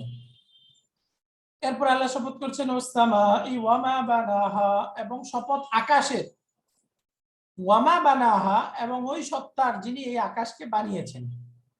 এই মা, এটাকে দুই ভাবে অর্থ করা যায়। মা মানে মান, যদি মাউসুলা বলি, মা মানে মাজদারিয়া, দুইভাবে অর্থ করা যায়। মা যদি মানের অর্থ করি তাহলে এই আয়াতের অর্থ হবে ওয়াসসামাই, আকাশের শপথ, এবং মান, ওই সত্তার শপথ যিনি আকাশকে বানিয়েছেন, অর্থাৎ আল্লাহ তাআলা। আকাশ এবং আল্লাহর শপথ। এই আয়াতের আরেকটা অর্থ হয় ওয়াসসামাই ওয়া বিনাইহা। এই যে মা, মা এটা মাসদারিয়া, তার মানে এই যে পরের এটাকে মাসদার বানায় দেবে। তার অর্থ হবে আকাশের শপথ এবং আকাশ বানানোর শপথ, আকাশ তৈরি করার শপথ। এই যে আকাশ এত বড় আজিম বিরাট সৃষ্টি, এই সৃষ্টিকে আল্লাহ তাআলা বানিয়েছেন তার শপথ, অর্থাৎ এটা অনেক গুরুত্বপূর্ণ বড় সৃষ্টি, সেদিকে বোঝানোর জন্যই দুইভাবে অর্থ করা যাবে। ওয়াসসামাই ওয়া মা বানাহা ওয়াল আরদি ওয়া মা তাহাহা, এটারও দুইভাবে অর্থ করা যাবে। পৃথিবীর শপথ, জমিনের শপথ, ওয়া মা তাহাহা, এবং এই জমিনকে বিস্তৃত করার শপথ, এটা হলো মাসদারিয়া। আর মাউসুলা ধরলে ওয়া মান তাহাহা, এবং ওই সত্তার শপথ যিনি এই জমিনকে বিস্তৃত করে সমতল করে মানুষের বসবাসের উপযোগী করেছেন। সম্মানিত উপস্থিতি, এই পূর্বোক্ত শপথগুলো আমরা পূর্বের বিভিন্ন সূরার অধীনে পড়ে আসছি। জমিনের শপথ, চাঁদের শপথ, সূর্যের শপথ, দিনের শপথ, রাতের শপথ, অনেকগুলো সূরাতে আমরা পড়েছি। এখানে বিশেষভাবে এই যে 7 নাম্বারটা খেয়াল করেন, এখানে শপথটা করতেছে ওয়ানাফসিন ওয়া মা সাওয়াহা। বিশেষ হলো এখানে লক্ষণীয় এটা, ওয়ানাফসিন, এবং শপথ নাফসের, ওয়া মা সাওয়াহা, এবং ওই সত্তার যিনি এই নাফসকে সুবিন্যস্ত করেছেন।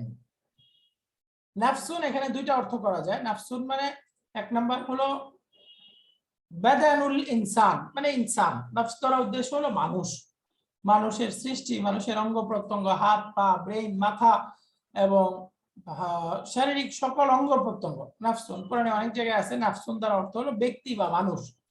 তাহলে এখানে নাফসিন দ্বারা উদ্দেশ্য হলো ওয়ানাফসিন, শপথ মানুষের, ওয়া মা সাওয়াহা, এবং ওই সত্তার যিনি মানুষকে সুঠাম করেছেন, সুবিন্যস্ত করেছেন, তার সবকিছুর ব্যবস্থা করেছেন। আমরা জানি নাফসের আরেকটা অর্থ আছে, নাফস মানে আত্মা, যেটাকে বলে আন-নাফসুল মুদরিকা বা রূহ। এখানে আত্মাও অর্থ হতে পারে।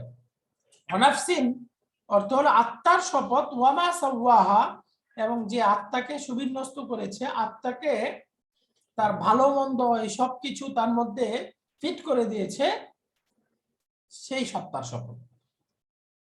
তো সেই হিসেবে এখানে নাফসিন দ্বারা আত্মাও হতে পারে, নাফসিন দ্বারা মানুষও হতে পারে, দুইটাই।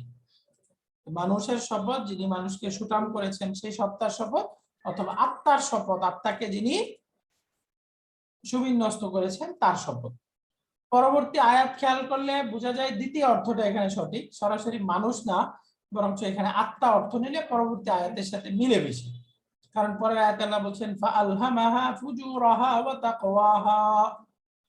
ফাআলহামাহা, অতঃপর আল্লাহ সুবহানাহু ওয়া তাআলা, আলহামা অতঃপর তিনি ইলহাম করেছেন। ইলহাম, ইলহাম মানে ঢেলে দেওয়া, অন্তরের মধ্যে কোনো জিনিস উদ্রেক করা। এটা স্বপ্নের মাধ্যমে হতে পারে, তার সামনে সহজ করে দেওয়ার মাধ্যমে হতে পারে, সে ওইদিকে ঝুঁকে যাওয়ার মাধ্যমে হতে পারে।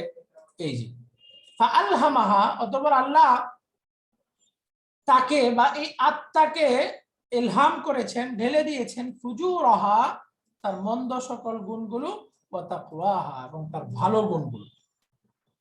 অর্থাৎ আল্লাহ তাআলা এই মানুষকে সৃষ্টি করার পরে তার মধ্যে বিশেষ সৃষ্টি আত্মা, এই আত্মার মধ্যে আল্লাহ তাআলা সেটআপ দিয়েছেন দুইটা, একটা হলো ভালো তাকওয়ার গুণ, ভালো রাস্তায় চলার গুণগুলো এখানে সেটআপ আছে, একইভাবে ফুজুরাহা, তার খারাপ গুণগুলো এখানে আল্লাহ তাআলা দেয়া আছে, সেটআপ আছে, যেটা কোরআন কারীমের বিভিন্ন সূরার মধ্যে আসছে।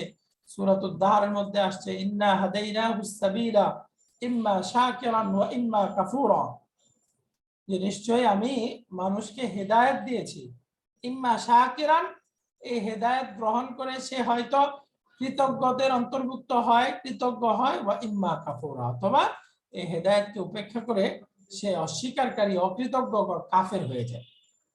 একইভাবে সূরা বনী ইসরাঈলের মধ্যে আসছে 15 নম্বর আয়াত, মান ইহতাদা ফাইন্নামা ইয়াহতাদি লিনাফসি, যে চায় সে যেন তার অন্তরে ফিট করা ভালো গুণ খারাপ গুণের মধ্যে ভালো গুণগুলো গ্রহণ করে সে যেন নিজের জন্য হেদায়েত গ্রহণ করে। ওমান দাল্লা, আর যে ভালো গুণ গ্রহণ করবে না, খারাপ গুণগুলো গ্রহণ করবে, ফাইন্নামা ইয়াদুল্লু আলাইহা, এটা তার উপরেই বর্তাবে। ওয়ালা তাজিরু ওয়াজিরাতুন উযরা উখরা, কিয়ামতের দিন একজনের বোঝা আরেকজন বহন করবে না। ওমা কুন্না মুআযযিবিনা হাত্তা নাবআসা রাসূলা। এই যে আমি কিয়ামতের দিন তাদের কাছে কোনো সঠিক দলিল প্রমাণ পাঠাই নাই এমন অবস্থায় তাদেরকে শাস্তি দিব না, অর্থাৎ কারোর প্রতি জুলুম করব না। ওমা রব্বুকা বিযাল্লামিল লিল আবিদ, আপনার রব কোন বান্দার প্রতি সামান্য পরিমাণ জুলুম করবেন না। অর্থাৎ ক্লাসে একটা ছাত্রকে আমি পড়াই নাই এমন প্রশ্ন যদি করি আর ওই ছাত্রটা ফেল হয়, তাহলে এটা তার প্রতি জুলুম করা হলো। পড়াই নাই বা ওইটার সাজেশন তাকে দিই নাই, এরকম যদি প্রশ্ন করা হয় তাহলে এটা তার প্রতি জুলুম হলো। একইভাবে আল্লাহ তাআলা শাস্তি দিবেন, এই শাস্তি থেকে বাঁচার রাস্তা কোনটা ছিল বা এই শাস্তি থেকে বেঁচে পুরস্কারের রাস্তা কোনটা ছিল, এটা যদি না বলে দিত তাহলে এটা আল্লাহ তাআলার জুলুম ছিল। মাআযাল্লাহ, আল্লাহ তাআলা এমন না। এই জন্যই আল্লাহ তাআলা এই যে খারাপ গুণ, এই রাস্তায় চললে তুমি জাহান্নামে যাবা, এই যে তাকওয়ার গুণ, ভালো রাস্তা, এই রাস্তায় চললে জান্নাতে যাবা, এই যে আল্লাহ তাআলা প্রত্যেকের অন্তরেই সেটআপ দিয়ে দিয়েছেন। ফাআলহামাহা ফুজুরাহা ওয়া তাকওয়াহা। এখন আল্লাহ তাআলা বলছেন এই সেটআপ গ্রহণ করে কাদ আফলাহা মান যাক্কাহা, যে তার আত্মাকে পরিশুদ্ধ করবে, যে তার আত্মাকে আল্লাহর আনুগত্যের উপরে স্থির এবং দায়েম কায়েম রাখবে, যে তার আত্মাকে গুনাহ এবং শিরিক বেদাত থেকে মুক্ত রাখবে, পবিত্র রাখবে। আফলাহা, সে নিশ্চয়ই সফলকাম হয়ে গিয়েছে। দেখেন এটা মাদির শব্দ, মাদির শব্দ। এখানে তো আসলে কিয়ামতের দিন আসলে সে সফলকাম হবে এটা বলার কথা, কিন্তু আমরা যখন বালাগা পড়ব, ইলমুল মাআনিতে পড়ব, এটা হলো মাদির ক্রিয়া। মাদির ক্রিয়া হলো ইস্তিমরার, দাওয়াম এবং হুদুসের ফায়দা দেয়। অর্থাৎ অলরেডি কাজটা হয়ে গেছে, এই তাকিদ বোঝাচ্ছে। অর্থাৎ সে আসলে কিয়ামতের দিন সফল হবে, কিন্তু আল্লাহ মাদির শব্দ ব্যবহার করে বলতেছেন সে কেমন যেন অলরেডি সফলকাম হয়ে গেছে। অর্থাৎ তার সফলকাম হওয়াটা সুনিশ্চিত, চূড়ান্ত। এর মধ্যে কোনো প্রকার ভাওতাবাজি নাই, এর মধ্যে কোনো প্রকার এখন আশ্বাস দেওয়া হচ্ছে পরে দেওয়া হবে না, এরকম কিছু না। সে অলরেডি সফলকাম হয়ে গেছে, অর্থাৎ সে এই জান্নাতের নিয়ামতগুলো গ্রহণ করবে, এটা সুনিশ্চিত। قد أفلح من زكاها, আল্লাহ আমাদেরকে তাকওয়া সমৃদ্ধ পবিত্র আত্মা দান করুক। এর পরবর্তী দল বলতেছে ওয়াকাদ খাবা মান দাসসাহা, ওয়াকাদ খাবা, ব্যর্থ হয়ে গিয়েছে, অকৃতকার্য হয়ে গিয়েছে, মান, ওই ব্যক্তিগুলো, দাসসাহা, যারা তাদের আত্মাগুলোকে কলুষিত করেছে। দাসসাহা মানে ঢেকে ফেলা, অর্থাৎ আল্লাহর গুনাহ করে তাদের অন্তরগুলোকে এমন ভাবে ঢেকে ফেলছে এখন আর আল্লাহর নেক কাজ করার ধারণাও তাদের অন্তরে উদ্রেক হয় না। এরকম যারা আত্মাকে কলুষিত করছে তারা ব্যর্থ এবং অকৃতকার্য। তো এই ব্যর্থ দলের একটা বড় উদাহরণ আল্লাহ তাআলা দিচ্ছেন, কাযযাবাত সামুদু বিতাগওয়াহা।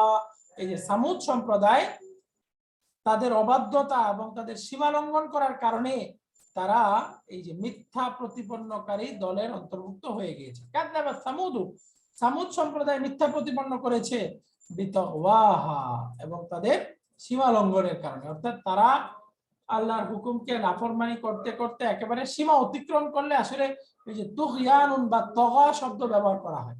খেয়াল করবো আমরা ফিরাউনের ক্ষেত্রে তগা শব্দ ব্যবহার হয়েছে, ইন্নাহু তগা, নিশ্চয়ই সে সীমা লঙ্ঘন করেছে। অর্থাৎ কেউ যদি একেবারে নাফরমানি করতে করতে করতে করতে সীমা অতিক্রম করে একেবারে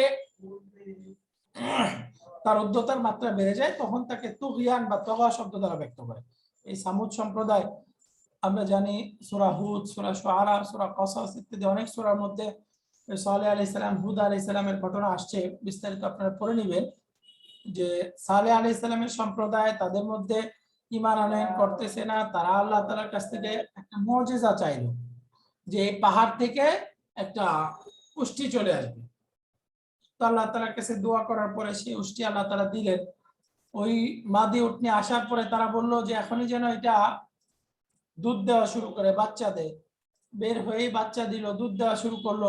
আল্লাহ তাআলার পক্ষ থেকে নির্ধারণ করে দেওয়া হলো পানি পানের সময়, কিন্তু তথাপিও তারা তখন সালেহ আলাইহিস সালামকে জাদুকর ইত্যাদি বলে এটাকে প্রত্যাখ্যান করলো। এমনকি শুধু প্রত্যাখ্যান করে অস্বীকার করেই ক্ষান্ত হয়নি, বরঞ্চ তারা একত্রিত হয়ে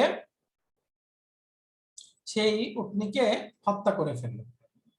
এই জন্য আল্লাহ তাআলা বলতেছে বিতাগওয়াহা, তাদের সীমা লঙ্ঘন করার কারণে তারা এই কাফের সম্প্রদায় এবং মিথ্যা প্রতিপন্নকারী সম্প্রদায়ের অন্তর্ভুক্ত হয়ে গিয়েছে।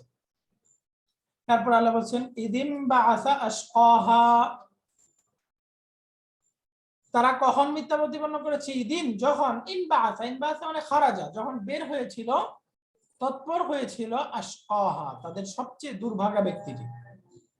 তাদের মধ্যে আশকা, শাকিয়ুনের সুপারলেটিভ, আশকা সবচেয়ে দুর্ভাগা। অর্থাৎ এই যে এই উটনিকে সরাসরি হত্যার কাজে যে লিপ্ত ছিল, তাফসীরের কিতাবে তার নাম আসছে কুদ্দার বিন সালেফ। এই কুদ্দার বিন সালেফের কথা বলা হচ্ছে আশকাহা, তাদের সবচেয়ে নিকৃষ্ট, সবচেয়ে দুর্ভাগা, সবচেয়ে হতভাগা ব্যক্তিটি যখন এই উটটিকে হত্যা করার জন্য অগ্রসর হয়েছিল, তখন আল্লাহর নবী সালেহ আলাইহিস সালাম তাদেরকে সতর্ক করেছিল। ফাকাল লাহুম রাসূলুল্লাহ, আল্লাহর নবী সালেহ আলাইহিস সালাম তাদেরকে সতর্ক করেছিল, নাকাতাল্লাহি ওয়া সুকিয়াহা, মানে হলো ইত্তাকু নাকাতাল্লাহি ওয়া সুকিয়াহা, তোমরা আল্লাহর উষ্টির ব্যাপারে আল্লাহকে ভয় করো, আল্লাহর উষ্টির সাথে বেয়াদবি করা, তাকে হত্যা করা থেকে সতর্ক থাকো, আল্লাহকে ভয় করো, আল্লাহর আযাবকে ভয় করো। ওয়া সুকিয়াহা, এবং এই উষ্টি পানি পানের যে নির্দিষ্ট সময় আছে এই ব্যাপারেও তোমরা সতর্ক থাকো, অর্থাৎ এর সাথে তোমরা বেয়াদবি করো না, তোমাদের উটনিগুলোকে ওই দিন নিও না, বরঞ্চ ওই দিন তার জন্য আলাদা খাস করে দাও। কিন্তু তারা আল্লাহর নবীর এই নির্দেশ মানলো না, বরঞ্চ ফাকাযাবুহু ফাআকারুহা, এই যে ফাকাযাবুহু, তারা এই যে সালেহ আলাইহিস সালামকে অস্বীকার করলো, ফাআকারুহা, এবং তারা এই উটনিকে হত্যা করে ফেললো। দেখেন আমরা আয়াতে আল্লাহ একবচন শব্দ ব্যবহার করেছে, আশকাহা, তাদের সবচেয়ে নিকৃষ্ট ব্যক্তিটি কুদ্দার বিন সালেহ। দেখেন এখানে আবার বহুবচন শব্দ ব্যবহার করতেছেন, তারা মিথ্যা প্রতিপন্ন করেছে, তারা হত্যা করেছে। এই যে আকারুর মধ্যে হুম, একইভাবে কাযযাবুর মধ্যে হুম বা ওয়াও, বহুবচন। তারা আসলে তো হত্যা করছে একজন, কুদ্দার বিন সালেহ, সবাইকে অন্তর্ভুক্ত করতেছে কেন? উদ্দেশ্য হলো এই যে তারাও এর সাথে জড়িত ছিল, নির্দেশ দানের মাধ্যমে তারা তার কাজকে বাধা না দেওয়ার কারণে তারাও এর মধ্যে শরীক ছিল। এই জন্য আল্লাহ সবাইকেই বলতেছে ফাকাযাবুহু, কুদ্দার বিন সালেহ হত্যা করছে, তারা তাকে নির্দেশ দিয়েছে, কুদ্দার বিন সালেহকে বাধা দেয় নাই, এই জন্য সবাই মিথ্যাবাদীদের অন্তর্ভুক্ত। ফাআকারুহা, হত্যা যদি একজন করছে, তার সাথে শরীক থাকার কারণে সবাই এর মধ্যে লিপ্ত। তো এটা এখান থেকে একটা শিক্ষা হলো যে ইসলামের দুইটা শাখা, ইসলাম পালনের দুইটা শাখা। এক নাম্বার তো হলো আমি নিজে আমল করব, এরপরে আমর বিল মারুফ করব, নাহি আনিল মুনকার করব, এটা হলো দ্বিতীয় ধাপ। প্রথমে নিজে করব, এরপরে অন্যকে করার জন্য পরিবেশ তৈরি করে দেব। এই দুইটা পথ। আমি নিজে করলেই কিন্তু আমার ইসলাম পরিপূর্ণ হলো না, আমি নিজে করলে আমার ইসলাম পরিপূর্ণ হলো না যতক্ষণ আমি আমার আশপাশে পরিবেশ সৃষ্টি করতে না পারলাম ইসলামের জন্য। দেখেন আল্লাহ তাআলা এই যে তাদেরকেও এর মধ্যে অন্তর্ভুক্ত করে দিয়েছেন, তারাও মিথ্যা করছে। কারণ সহিহ মুসলিমের একটা প্রসিদ্ধ হাদিস আছে, মান রাআ মিনকুম মুনকারান, তোমাদের মধ্যে কেউ যদি কোনো পাপ কাজ হতে দেখে, ফালইয়ুগাইয়িরহু বিয়াদি, সে যেন সম্ভব হলে তার সক্ষমতা থাকলে হাত দ্বারা বাধা দেয়। ফাইল্লাম ইয়াস্তাতি ফাবিলিসানি, যদি কোনো পারিপার্শ্বিকতার কারণে বিপদ থাকে, হাত দ্বারা বাধা না দিতে পারে, অন্তত মুখে যেন বলে। ফাইল্লাম ইয়াস্তাতি, যদি তাও সক্ষমতা না থাকে, ফাবিকলবি, তাহলে অন্তর দ্বারা যেন সে চিন্তা করে এটা শুধরানোর কোনো রাস্তা তৈরি করে। এখান থেকে কিভাবে তাদেরকে বাঁচানো যায়, সংশোধন করা যায়, সব সময় যেন তার অন্তর থেকে এই ব্যথা থাকে, দরদ থাকে, এবং সবসময় যেন এর ফিকির থাকে, এবং অন্তর থেকে সে যেন এটাকে সাপোর্ট না করে, সবসময় যেন অন্তর থেকে এটার জন্য তার অন্তরে একটা কষ্ট থাকে, হায় এখানে মেলাটা হচ্ছে, হায় এখানে এই বেদাতি কাজটা হচ্ছে, এটা নিয়ে তার জন্য ব্যথা থাকে। তাহলে আসলে ইসলাম পরিপূর্ণ হবে। নিজে করবে, অন্যদেরকে করার জন্য সুযোগ করে দিবে। ফাকাযাবুহু ফাআকারুহা, তাদের এই সীমা লঙ্ঘনের কারণে, ফাদামদামা আলাইহিম রাব্বুহুম বিযামবিহিম ফাসাওয়াহা, আল্লাহ তাদেরকে সমূলে ধ্বংস করে দিয়েছেন তাদের পাপের কারণে। ফাসাওয়াহা, সাওয়া ইউসাওয়ি অর্থ হলো সমান করা, ফাসাওয়াহা একেবারে তাদেরকে মাটির সাথে মিশিয়ে দিয়েছেন, একেবারে সমতল করে দিয়েছেন। অর্থাৎ সেখানে যে কোনো অস্তিত্ব ছিল এরকমই না, একেবারে তাদেরকে অস্তিত্বহীন করে দিয়েছে। ওয়ালা ইয়াখাফু উকবাহা, এর কারণ হলো তারা শেষ পরিণতি যেটা হবে উকবা, এটাকে তারা ভয় করে না। তারা এই শেষ পরিণতি জান্নাত জাহান্নাম বিচারের সম্মুখীন হওয়ার যে অবস্থাটা, ওইটাকে তারা ভয় করে না, এই জন্যই তাদের এই অবস্থা হয়েছিল। আল্লাহ আমাদেরকে এই সূরা এবং পূর্ববর্তী সূরা, দুইটা সূরারই সঠিক শিক্ষা গ্রহণ করার তৌফিক দান করুক, এবং এর যে ভুল বিষয়গুলো আমাদের মধ্যে আছে এগুলো থেকে হেফাজত করুক, এবং সর্বোপরি নিজে দিন পালন করে সবার জন্য দিনের পরিবেশকে সহজ করার তৌফিক দান করুক। পরিবার পরিজন সহ সবাই মিলে একসাথে দিন পালন করে আল্লাহর সন্তুষ্টির পথে থেকে আমরা যেন আল্লাহর সন্তুষ্টি নিয়ে কবর দেশের যাত্রী হতে পারি। আল্লাহ যেন আমাদেরকে সেই তৌফিক দান করেন। আল্লাহুম্মা আমিন। ওয়া আখিরু দাওয়ানা আলহামদুলিল্লাহি রাব্বিল আলামিন। আলহামদুলিল্লাহ। যদি কারো কোনো প্রশ্ন থাকে সংক্ষেপে একটু প্রশ্ন করতে পারি। কারো কোনো প্রশ্ন আছে?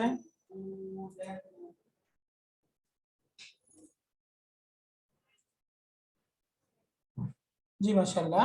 কারো কোনো প্রশ্ন না থাকলে মনে হয় আমরা শেষ করি ইনশাআল্লাহ। আগামী ক্লাসে আমাদের যথারীতি আমাদের ক্লাস চলতে থাকবে। আচ্ছা, আমি আনমিউট করেছি কিনা আপনারা কথা বলতে পারবেন?